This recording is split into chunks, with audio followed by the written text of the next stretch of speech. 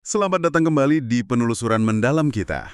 Halo semuanya. Senang banget bisa kembali nemenin kamu, ya kamu, si pembelajar yang selalu haus wawasan baru. Untuk sesi eksplorasi kita kali ini, kita bakal ngebongkar sebuah topik yang belakangan ini tuh sering banget lewat di lini masa kita. Betul, rasanya kayak jadi medan pertempuran opini ya di media sosial. Banget. Coba deh kamu bayangin situasi gini. Di Indonesia, secara historis dan budaya, kita kan tumbuh dengan narasi absolut kalau anak itu adalah anugerah tertinggi. Mm-mm. Kayak, punya keturunan itu ya puncak tujuan dari sebuah pernikahan. Tapi tiba-tiba, belakangan ini ada gelombang baru yang makin nyaring terdengar. Sebuah pergeseran tren. Iya, keputusan sadar dari pasangan suami istri untuk, sama sekali nggak punya anak. Atau yang biasa kita kenal dengan istilah child free. Pertanyaannya, kok bisa fenomena ini muncul di tengah masyarakat komunal kayak kita? Ini emang pergeseran sosial yang luar biasa menarik sih buat dibedah. Dan spesial untuk penelusuran hari ini, kita udah ngumpulin tumpukan sumber dari 3 jurnal akademis yang sangat komprehensif. Jadi nggak cuma opini kosong ya? Jelas nggak? Jurnal-jurnal ini ngebedah isu child free, nggak cuma dari satu sudut pandang sempit aja. Kita bakal lihat dari kacamata sosiologi, terus ngukur benturan implikasi ekonominya di tingkat rumah tangga versus tingkat negara. Nah, ini pasti seru nih. Dan yang paling menarik, kita punya analisis mendalam berdasarkan hukum Islam, spesifiknya lewat lensa fikih dan fikih al-aulawiyah atau fikih prioritas. Oke, tapi sebelum kita melangkah lebih jauh, aku mau ngasih satu disclaimer penting nih buat kamu yang lagi dengerin. Misi penelusuran mendalam kita hari ini sama sekali bukan arena untuk menghakimi pilihan hidup siapapun. Sepakat, kita harus objektif. Betul, kita posisinya murni sebagai pengamat yang mau ngebongkar lapisan-lapisan di balik tren ini pakai literatur akademik. Kita pengen tahu akar rasional dan emosionalnya apa, dampaknya ke ekonomi kita gimana, dan gimana para cendekiawan Islam meletakkan isu ini di atas meja bedah akademik secara netral. Pemahaman yang utuh emang selalu butuh kepala dingin ya. Nah, kalau kita merujuk ke literatur sosiologi di jurnal pertama kita, langkah paling mendasar itu meluruskan definisinya dulu. Sering ketuker ya biasanya? Sering banget, masyarakat sering nyampur adukin istilah child free dengan childless, padahal keduanya ada di spektrum yang beda jauh. Oke, coba dijelasin bedanya. Jadi gini, child free itu adalah sebuah keputusan sadar, proaktif, dan sukarela dari pasangan untuk nggak punya anak. Ini murni soal otonomi pilihan. Sementara childless atau involuntary childlessness itu situasi di mana seseorang sebenarnya pengen banget punya anak tapi terhalang kondisi medis, infertilitas, atau ya keadaan lain di luar kendali mereka. Jadi garis pemisahnya itu tegas banget antara sebuah keputusan dan sebuah keadaan biologis.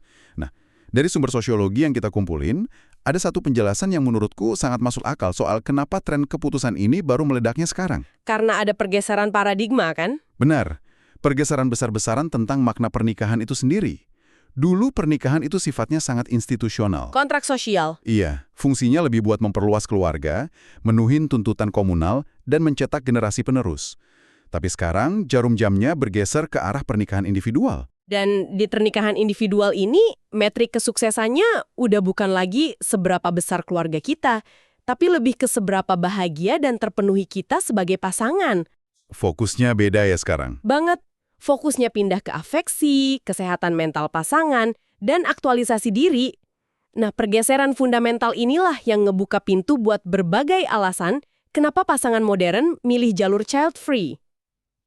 Kalau dari temuan jurnal kita, alasan utamanya apa aja tuh? Kalau dikelompokkan, yang paling dominan seringkali berakar dari kecemasan ekonomi. Ini semacam antitesis langsung dari pepatah lama yang bilang, banyak anak banyak rejeki. Wah, pepatah legend itu. Iya, realitas modern seakan nampar pasangan muda dengan fakta kalau biaya perumahan, kesehatan, sampai pendidikan itu meroket tajam. Sementara pertumbuhan gaji ya seringkali stagnan. Masuk akal sih, tapi tunggu dulu. Argumen ekonomi itu kan relevan buat mereka yang kelas menengah ke bawah. Gimana dengan pasangan yang finansialnya mapan, karier bagus, tapi tetap milih child free? Kalau uang bukan masalah, jurnal kita bilang apa? Pertanyaan bagus. Disitulah jurnal kita menyoroti dimensi psikologis dan medis.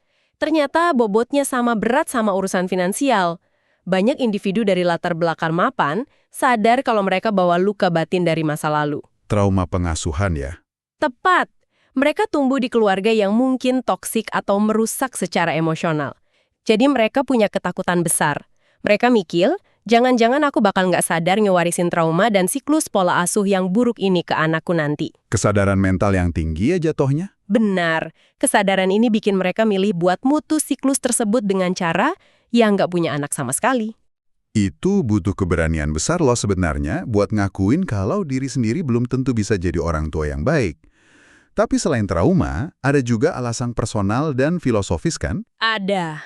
Murni soal preferensi hidup. Iya, aku baca ada responden di jurnal yang terang-terangan bilang kalau mereka emang nggak punya naluri keibuan atau kebapaan aja. Mereka lebih milih ngarahin energi hidupnya buat karir. Atau buat hal filosofis lain. Betul, kayak jadi relawan buat anak-anak marginal. Mereka merasa tetap bisa berkontribusi buat kemanusiaan tanpa harus lewat jalur biologis. Dan ngomong-ngomong soal kontribusi ke kemanusiaan, ini jadi jembatan ke faktor kelima, yaitu soal lingkungan hidup atau kekhawatiran atas overpopulasi.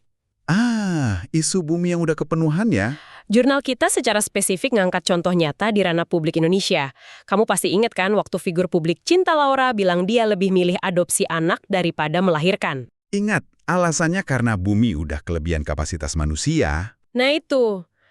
Atau yang lebih mancing reaksi keras, waktu influencer Gita Savitri ngomongin pilihan child free-nya di media sosial. Wah, kalau kasus Gita Savitri ini menarik banget buat kita bedah bentar. Kenapa sih satu pernyataan pribadi di media sosial bisa memicu kemarahan digital yang begitu masif dari netizen kita? Kan itu tubuhnya sendiri. Karena pernyataannya nabrak langsung pondasi identitas kultural kita. Nabrak gimana tuh? Di masyarakat komunal kayak Indonesia, anak itu sering dipandang sebagai aset bersama atau ya milik keluarga besar. Jadi ketika ada yang secara terbuka mendeklarasikan otonomi tubuhnya dan nolak narasi reproduksi tradisional, Itu dianggap pembangkangan. dianggap bukan cuma pilihan pribadi, tapi sebuah ancaman atau penolakan terhadap nilai-nilai yang selama ini diyakini bareng-bareng. Benturan inilah yang bikin diskursusnya jadi panas dan emosional banget. Luar biasa ya. Jadi emang bukan urusan personal doang, tapi benturan ideologi budaya. Nah, ini bawa kita ke pertanyaan penting buat kamu yang lagi dengerin. Oke, budaya bergeser. Tapi apa urusannya keputusan tetangga saya yang nggak mau punya anak sama kehidupan saya sendiri? Pasti banyak yang mikir gitu. Pasti. Nah, kalau kita rujuk ke jurnal ekonomi kita, dampaknya ternyata menjalar sampai ke perputaran uang di dompet kita sendiri loh. Mari kita lihat dari kacamata ekonomi mikro dulu.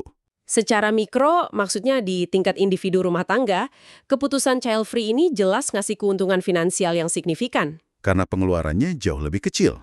Betul, nggak ada pos pengeluaran raksasa buat biaya kehamilan, persalinan, susu, sampai pendidikan tinggi anak. Pasangan child free jadi punya kebebasan finansial buat ngumpulin aset yang jauh lebih besar. Dana pensiun pasti aman tuh.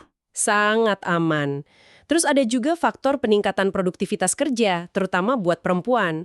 Mereka nggak perlu ambil jeda karir buat cuti melahirkan atau ngurangin jam kerja demi ngurus anak. Jadi secara kasat mata, dompet individu lebih tebal dan karir melesat. Tapi logikanya gini, kalau semua individu secara mikro makin kuat finansialnya, bukankah secara makro itu bagus buat ekonomi negara?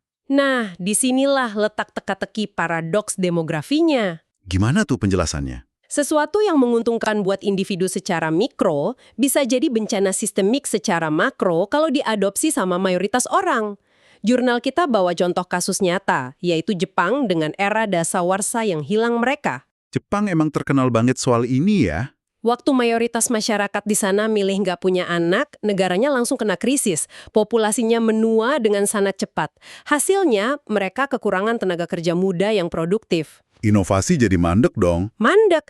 Dan yang paling berat, beban negara melonjak tajam cuma buat ngurusin warga lansia. Tapi kan itu Jepang ya, masyarakat mereka emang udah tua. Gimana sama Indonesia? Kita dari SD selalu diajarin kalau penduduk Indonesia itu banyak banget. Nah, siap-siap kaget. Ini data resmi dari Badan Pusat Statistik yang diangkat di jurnal kita. Total fertility rate atau angka kelahiran total di Indonesia itu sebenarnya udah merosot tajam dari angka 3,10 turun jadi 2,15 dalam beberapa dekade terakhir. Sebentar, angka 2,15 ini maksudnya gimana kalau dibahasakan secara sederhana? Gini, bayangin ada 10 pasangan suami istri. Kalau di masa lalu, 10 pasangan ini mungkin melahirkan total 30 anak. Berarti angkanya 3. Oke, jadi mereka menggantikan diri mereka yang berjumlah 20 orang plus nambah 10 manusia baru. Betul, ada tambahan tenaga kerja. Nah, sekarang angkanya 2,15. Berarti 10 pasangan ini total cuma melahirkan sekitar 21 anak. Oh, paham. Berarti mereka secara harfiah cuma menggantikan posisi mereka sendiri aja. Tepat sekali. Dan bahayanya kalau tren child free ini makin masif dan angka itu turun di bawah 2, artinya populasi masa depan kita udah nggak bertumbuh lagi, kita bakal mulai menyusut. Wah, kalau populasi menyusut, ini masalah serius buat masa depan kita. Coba bayangin, buat kamu yang dengar ini, yang mungkin nanti jadi pengusaha atau pembuat kebijakan. Kalau usia produktifnya menyusut, siapa yang bakal kerja di pabrik-pabrik kita? Siapa yang bakal nyiptain teknologi baru? Iya kan? Dan yang paling ngeri, siapa yang bakal bayar pajak buat nyokong fasilitas kesehatan dan jaminan sosial para lansia nanti? Bonus demografi yang selalu kita bangga-banggakan bisa berubah seketika jadi